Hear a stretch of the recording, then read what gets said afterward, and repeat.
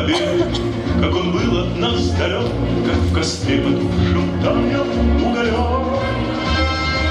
Были версты, обгорелые в пыли, этот день мы приближали, как могли.